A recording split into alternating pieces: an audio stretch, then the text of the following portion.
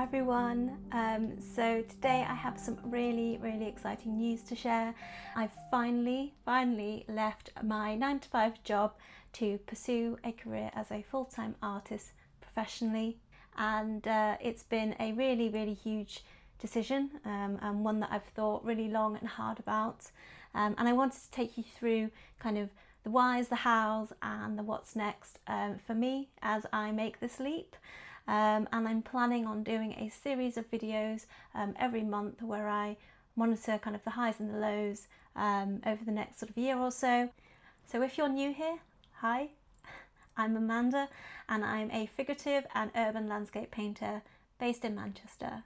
And I work primarily in oil paints, and I tend to focus on scenes from everyday life, so cafes, city street scenes, bars, as well as still lifes and the occasional figure. So recently I've been getting more into plein air painting, which has really helped me to kind of loosen up and improve my observational style. And so, as you can imagine, there's quite a lot that I'm interested in and a lot that I paint, but I think if there were three kind of things that tie them all together, it would be kind of light, colour and contrast.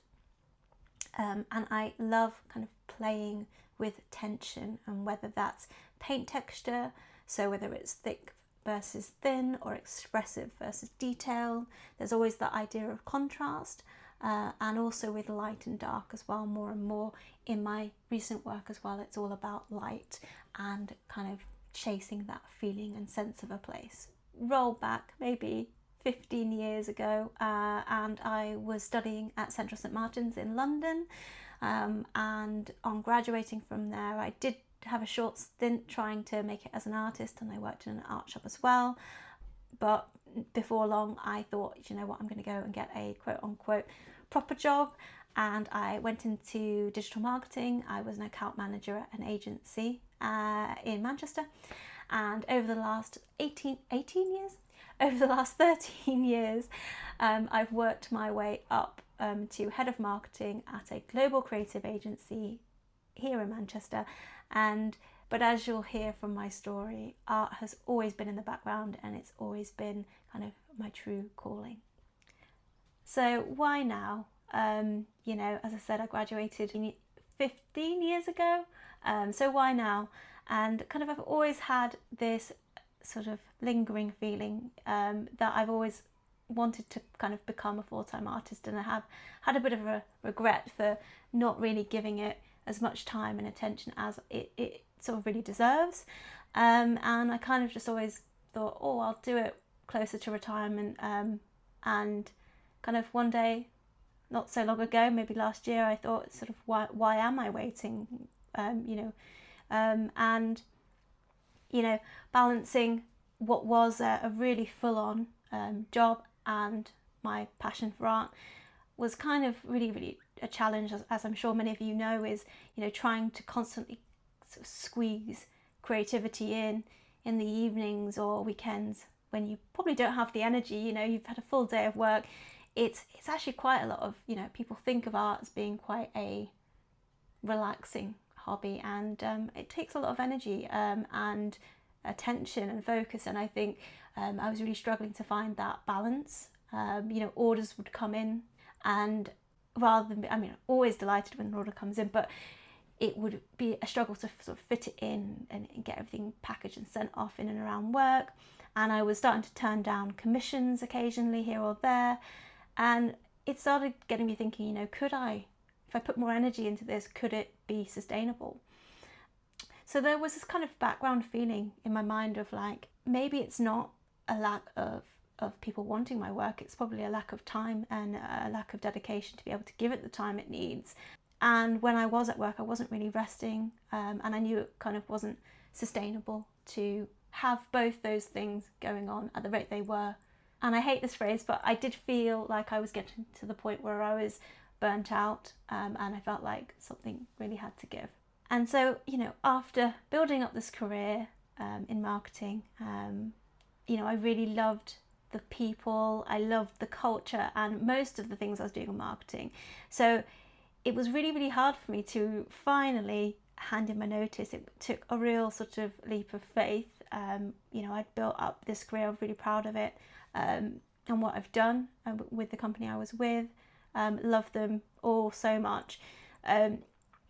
But ultimately, I feel like the work I was doing was kind of shifting away from sort of creative things, the hands-on things that I was sort of loving, to more kind of operational. So the business was acquiring new agencies sort of left, right and centre, and the role was becoming more around integration and bringing teams together and more overarching sort of planning and strategy. And I was kind of missing that kind of hands-on side of things, and I wanted to be doing more painting, and I just couldn't see really where I was going to be in the business in kind of, you know, fast forward 5 years really. And so over the kind of the past few years, I've really learned so much in terms of marketing. So from strategy to content planning to creative execution of campaigns, and the idea of being consistent, and quite a lot around business as well.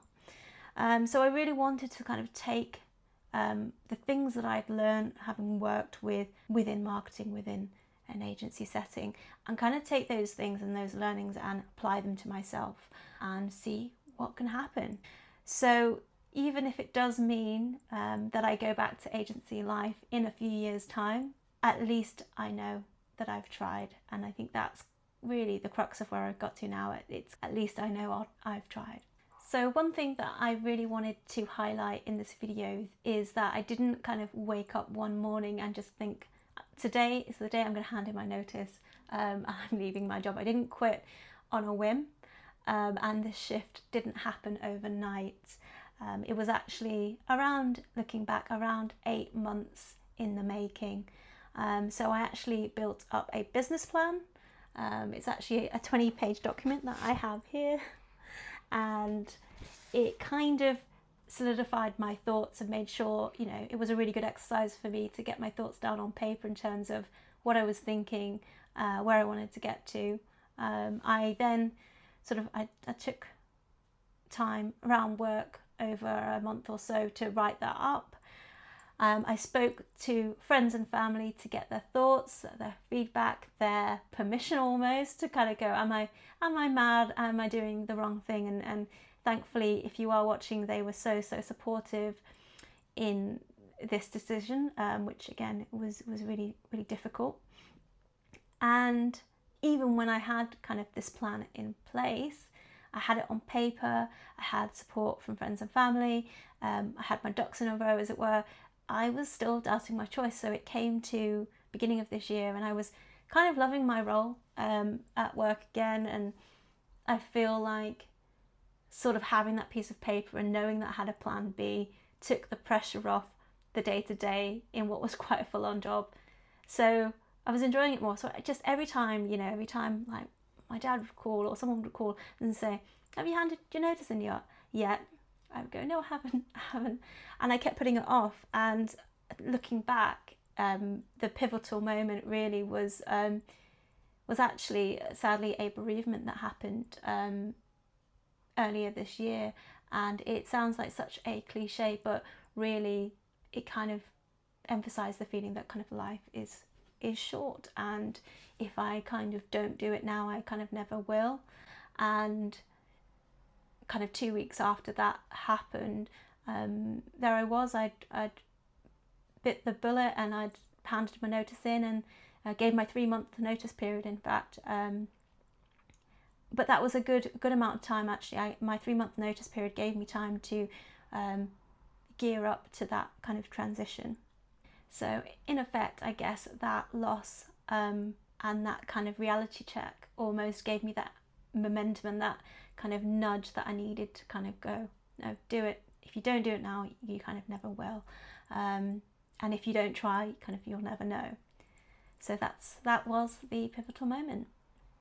Okay, so the plan. So as I mentioned, I did a business plan. So I spent a fair bit of time crafting a Word document and getting my thoughts down on paper that kind of ran through everything. So kind of everything from who I am as an artist, you know, my target audience, who I'm looking to reach, kind of my competition and what they're working on, their price points, It's probably too much to go into in this video, and I can do a separate one covering everything that I did for that. If that's of interest, do let me know in the comments. But in a nutshell, my business plan, because I know the words business plan for many creatives and artists might be a scary thought, but it is actually a really good exercise to get your thoughts down on paper in terms of who you are as an artist, who's your target audience, what are you trying to say with your work, getting down some thoughts in terms of like opportunities, marketing strategies, and some loose goals in terms of where you want to get to in kind of the next few years. And I would say to anybody out there that is looking to forge a career as a creative person or become an artist, it's really vital to get this down on paper. So if only for your own kind of sense of confidence, to know that you have a plan, and if you can get the numbers down on paper. So I'll get someone to help you if that's not your thing. Luckily, I work with marketing plans every day, and also I'm lucky enough to have a husband who is a financial controller and director, so he's very, very helpful. And we worked out a plan in terms of what that looks like and what is the damage if it doesn't go well, and what would it look like if it does go incredibly well, and to just so that we have something that we can look back on kind of every quarter to make sure that we're on track. One of the biggest things for me that was really helpful was overcoming this kind of fear of failure, and I think that's been the biggest barrier, and still very much is in the back of my mind. You know, what if this doesn't work? Does that mean my art isn't any good? If nobody buys it, does that mean I'm a failure? You know, I'm in marketing, you know, all these kind of things. I should be able to make it happen, but there's still that imposter syndrome in you. So anyway, I don't have the solution to this, but I just wanted to thank my friends and family for always dampening that fear and kind of saying to me, you know, the only way that you can fail is by never trying at all. You'll fail if you don't give it a go. So that is the one little nugget that I'm telling myself, is that I'm already winning because I've taken the plunge and I'm giving it a go. So to everyone else out there, good on you as well for taking that leap and going for it, and I'd love to know how you're getting on. So do reach out. I have some really key things that I'm really looking forward to as I sort of shift to a more freelance, I guess, route. I'm really looking forward to kind of working as my own boss and what that will bring. So first of all, you know, the one thing that I'm really looking forward to achieving, one thing that I want to achieve, is having a sustainable art career. So not just painting for fun or as a hobby, but building a true body of work that feels consistent, that has a unique style that feels like me and that is recognizable as me. And that won't happen kind of overnight, but will take many months to develop. But also I really want to be more ambitious in scale. So as you can see from the work behind me, most of my pieces are relatively small, so maybe 30 by 30, 40 by 40 centimeters, and I really want to push myself to go bigger, and hopefully by investing a bit more time in them, not only am I pushing myself, but I should be able to enable me to demand kind of higher prices for those larger pieces. So that's my first priority, is build a style, consistent style, make larger pieces, and then hopefully from that, those larger pieces that demand those kind of higher price points will allow me to have an in with galleries, because that's what they want. They won't really be interested in my smaller pieces because they're so affordable that it's not really worth it to them to hang them on their wall. They're not going to get much back from that. So that's kind of my first priority. The second is more of a soft kind of personal goal, is to make more time for living. So being in the moment, I want to make more time to become healthy, taking time to get out in the fresh air, and spend more time at the weekend doing something fun. And last but not least is that kind of I'm really looking forward to owning that creative autonomy and flexibility. So looking forward, as I said, to like reclaiming the weekends and choosing how I'm spending my time. So I'm sure, yes, the artwork takes a lot of time, a lot of hours, but how I spend those hours and when I work late. So if I wanted to work till 4 in the morning or to have a long lunch and go for a walk, I can. And so I'm really looking forward to seeing how kind of inspiration strikes when I have freedom to kind of set my own schedule. What's been really, really exciting over the last kind of few weeks and months has been listening to podcasts and other artists on YouTube as well, talking about how they make a living and how they build a business. You know, it isn't just, you know, making work and putting it out there. It's being really strategic and finding ways to build a career that's sustainable. And it's been really inspiring seeing that there are so many different ways to make it work. So whether you do a bit of freelance, whether you do content creation, or whether some people are actually able to make their living solely from their art as well. So a couple of the ones I wanted to shout out quickly before I move on is the Ask an Artist podcast, which is incredible. So I think it's weekly and they do interviews with artists. So if you're watching, I would love to be on your podcast. But they have a great number of artists talking about their journeys and how, you know, it's never linear. There's always a wiggly route to get to where they get to, and everybody has strengths and skills and insights that they've taken to bring into their art and building of a business as well. So it's really good. That one's a definite if you're starting your art business. There's some YouTubers on here as well, and I will do an overlay of a couple of my favourites. Off the top of my head is Brooke Cormier, who is a fantastic artist first and foremost, but also is a great cinematographer and storyteller, and I love the way in which she does her videos, so I'll link her. And then last but not least, I think it's a San Francisco artist called Christina Kent. Again, there's some parallels I think in our work in terms of like the appreciation of light and sense of place. Again, really thoughtful and considered artist on here as well. So I'll link those 3 artists in the notes. And basically from looking at all of these other artists and makers out there, it's really inspired me to kind of think, well, do you know what?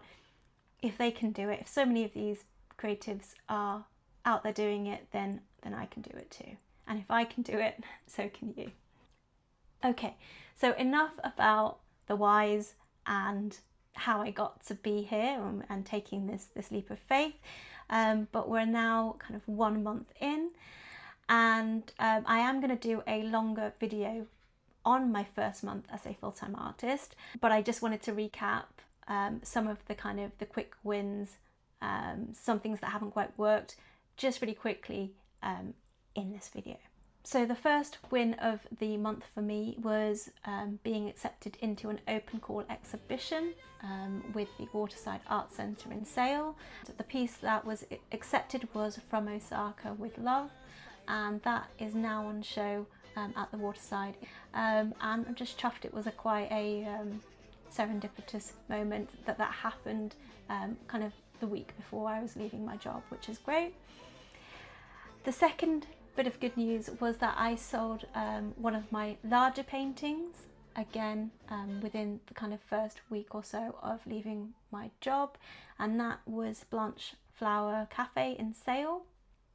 And it was actually sold back to the owners of the cafe, and they've been so kind they've actually decided to hang it in the cafe, so it's now hanging back in the place that inspired it, which I think is quite lovely really.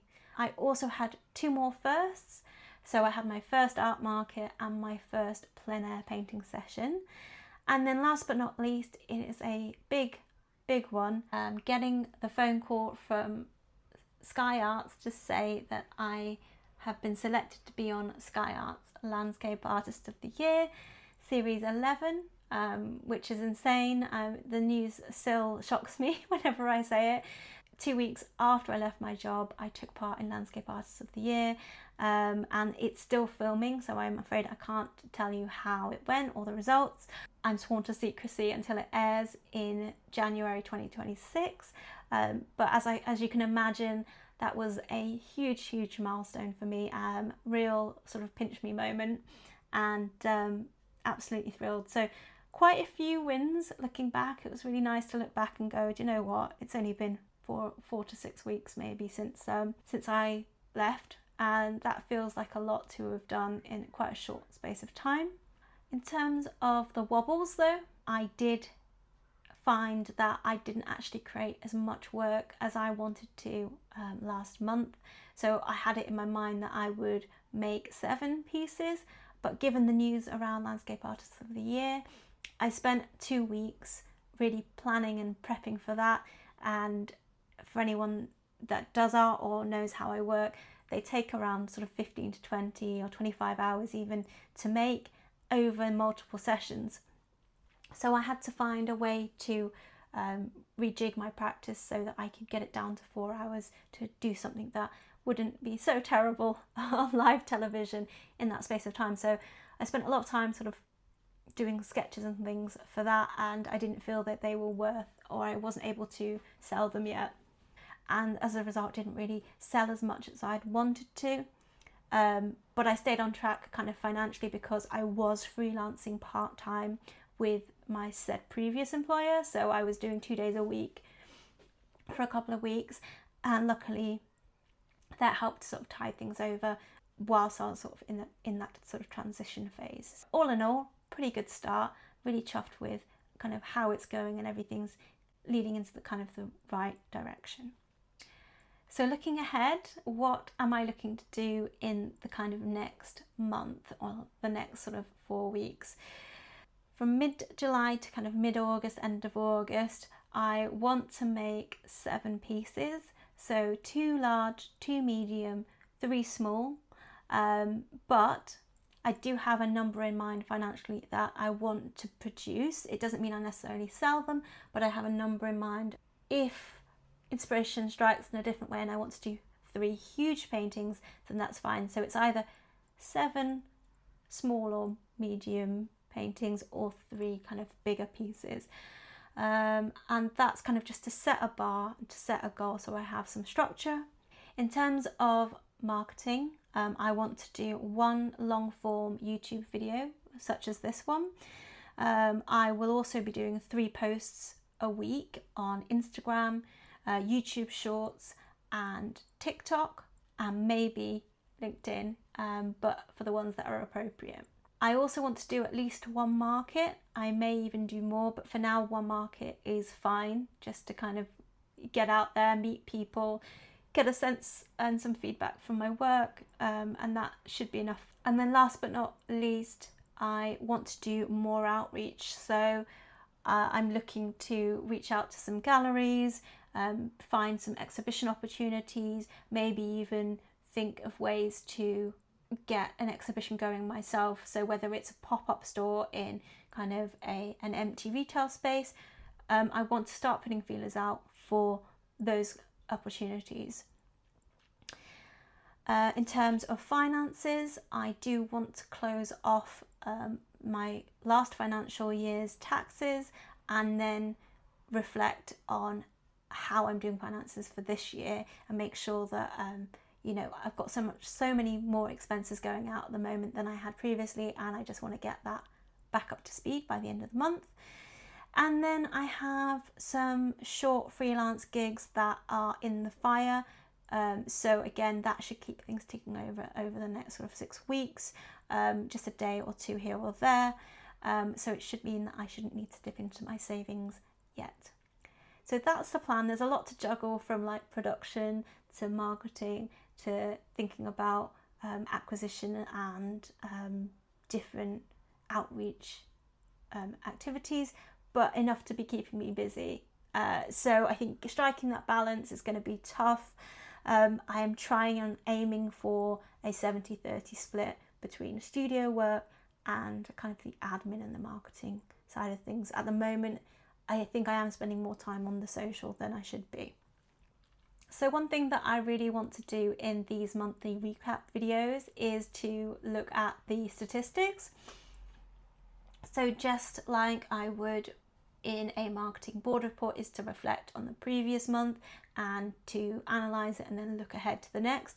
I'm going to be doing a light touch version of that, And one thing I want to do is be really, really open and honest with you as well. So whilst I have seen some YouTubers sharing their financial information in terms of what they're making and what they're spending, I feel like that might be a step too far for me at this point in terms of wanting to share that information. But one thing that I will do is 100% be transparent with my social media metrics and sharing kind of that growth and the peaks and troughs that are happening and what I'm gleaning from that information. So in next month's video, or the one that I'm going to be doing in a couple of weeks on last month's performance, so I'll be looking at the baseline statistics for all my social media profiles, so Instagram being the main one, YouTube, and possibly LinkedIn, the odd post here or there that I've done, just to track growth and to see if there are any insights I can glean and ways in which I can think, oh, that worked really well, how can I do that next month and improve and grow. So some final thoughts from me. So that's where I'm at, 4 weeks in the making as a full-time artist. It's been terrifying, it's been exciting, I've had my highs, I've had my lows and my self-doubt, but I'm here and I am really excited to be documenting this journey for myself and as much for you as well. So if you're curious about how it's going to go, please subscribe, and you know what to do, hit the like button and do drop me a comment, any questions that you might have, any advice, any hints or tips. I really, really appreciate it. And I'd love to know your thoughts about what you'd want to hear in my monthly recap that I'll be doing in a couple of weeks. And last but not least, I just wanted to say a huge, huge thank you to everyone who's liked, commented or subscribed here or on Instagram, or if you've bought my work maybe in the past, because each and every one of you has helped me to really build my confidence, and it's really why I'm here now. So I just wanted to say thank you so much for your support, and that's it from me. So thank you and keep creating.